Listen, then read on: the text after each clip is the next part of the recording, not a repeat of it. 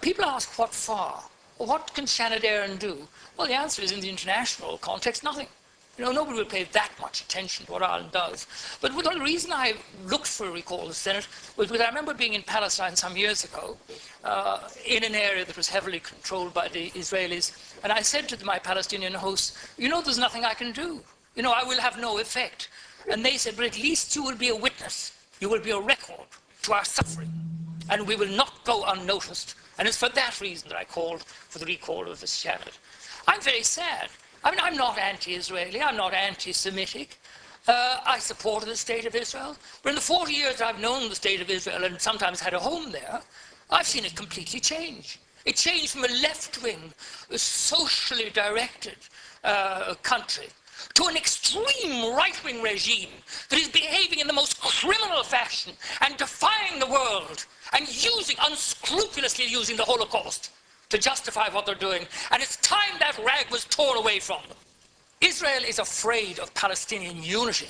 That's what all this is about. It has nothing to do with the murder, which is appalling, of those 3 Israeli kids. It's nothing to do with it. The Israeli police knew that Hamas had nothing to do with it before this war started.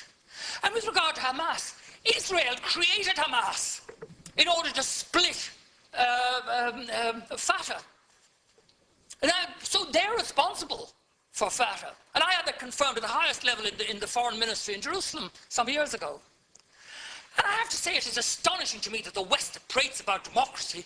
Every time an Islamic government crops up around the Mediterranean, they refuse to deal with it.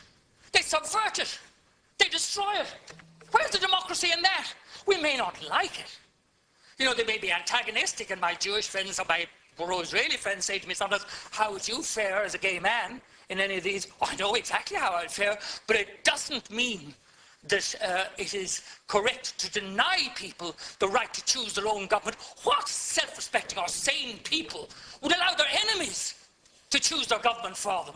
Can you imagine it happening in this country? I certainly cannot. And America has a shameful role to play in this.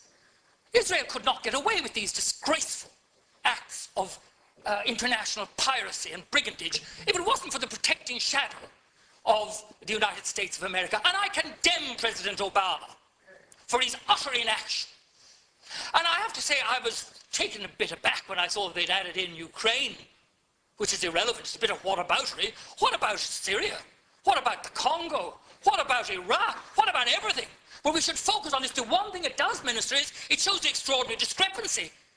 At the instructions of the Americans, we're prepared to boycott, to go in after the Russian banks, to do this, that, and the other. And what do about Israel? We don't even mark a protest note with our vote in the Human Rights Commission of the United Nations. I think that's shameful, absolutely shameful. And as I interjected, it'd be better to be one country in the right than with all the rest of them in the wrong. There are no words to describe what happened yesterday in Jabalia. 6 attacks on schools, and these are deliberate. I have no doubt. Because you had 3,300 people sheltering there. They'd been directed there by Israel. The coordinates were given 17 times.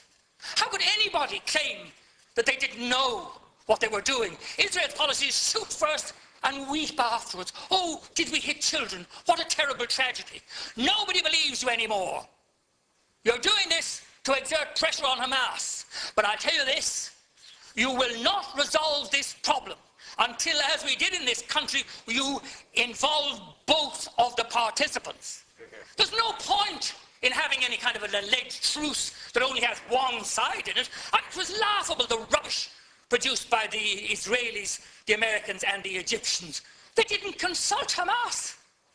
I mean, that is just utter, absolute madness. And Tony Blair was involved in it. My God, that man is shameless, utterly shameless.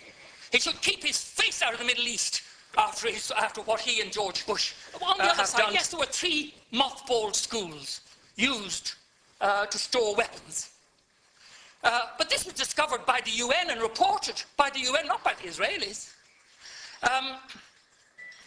Then there's a situation where entire families are obliterated. In one case, 20 members of one family slaughtered. And the children, the disproportionate amount of women and children killed in this situation is a violation of all the spiritual beauty that Judaism stands for. The respect for life, the fact that if you save one life, you've saved the universe. All this blown out of the window. And blown out of the window, as I saw, by the arrival of 1,200,000 extremely right-wing former citizens of the Soviet Union. And can I just say this? I think it's time people told the truth about what people are saying in Israel. For example, Interior Minister Eddie Yishan in 2012 saying they're going to send the Gaza back to the Middle Ages. Defense Minister Matan Vilnai said they were going to visit the Holocaust on the Palestinians. That's Nazi talk. I'm not saying that that man's a Nazi. He's describing himself as a Nazi. What to do? First of all, remove the embargo. That has to be done. Then, the Euromed agreement. I mean, there are human rights protocols attached to this. Time after time in the Foreign Affairs Committee, I've asked for this to be monitored. They won't even monitor the human rights agreements. What human rights are there when there are thousands of women and children being killed and injured? Israeli goods, particularly in the settlements, should be boycotted. And I believe there should be an expulsion of the Israeli ambassador. I delayed in saying this, but he has his fingers in his ears all the time. And he just repeats slogans from Jerusalem. 1 minute, thank you very much. I've had a very considerable volume of correspondence, 90% of it supporting the Israeli side. And I respect all my correspondents. But it's obviously an organized campaign, and they all say, thank Ireland for voting the way they did at the UN. That tells you. And the Israeli spokesmen all mark you with South African, English, or American accents, talking about the land of Palestine. They all congratulate us as well. I believe that the United Nations should accept full and permanent responsibility for the welfare of the people of Gaza. And if that means an international force going in, that's fine. This country should explore the possibility of using our civilian services like the ESB to rebuild the only power station in Gaza. And if I can end on this, I mean, cutting off the electricity to people who are squeezed into this appalling punishment camp, and then cutting back on the food imports and saying, and this is where I say it's Nazi, saying they're placing the people of Palestine on a diet. What a contempt that shows for human beings. And we should stand against that contempt and with human rights. And I'm with human rights, whether they're Israeli, gay, women, black, whatever they are. I'm not changing my position.